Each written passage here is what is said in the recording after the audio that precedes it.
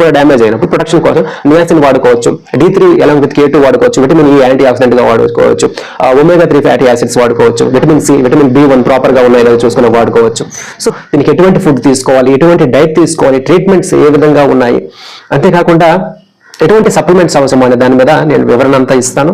నేను మీ చంద్రమౌళి, గోమాత nutrition and health education తరపున గత 15 సంవత్సరాల నుంచి కూడా నేను ఆల్టర్నేటివ్ మెడిసిన్ విధానాలు, న్యూట్రిషన్, లైఫ్ స్టైల్ మేనేజ్మెంట్ మీద నేను పనిచేస్తూ ఉన్నాను. National institute of health and family welfare లాంటి అత్యున్నత సంస్థల్లో నేను సర్టిఫైడ్ అయి ఉన్నాను ఈ లైఫ్ స్టైల్ ప్రాక్టీసెస్ మీద.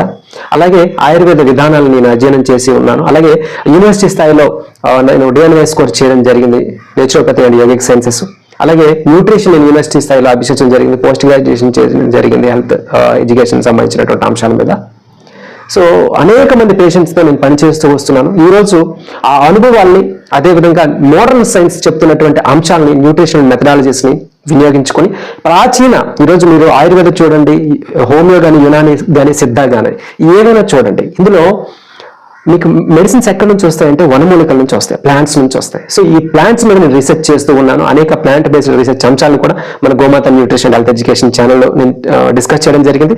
అలాగే అనేక డాక్యుమెంట్స్ని, PDF బుక్స్ని, కాపీస్ని అన్నింటినీ కూడా, రీసెర్చ్ అంశాలన్నింటినీ కూడా నేను గోమాత న్యూట్రిషన్ హెల్త్ ఎడ్యుకేషన్ టెలిగ్రామ్ ఛానల్లో పెట్టాను, చూడండి.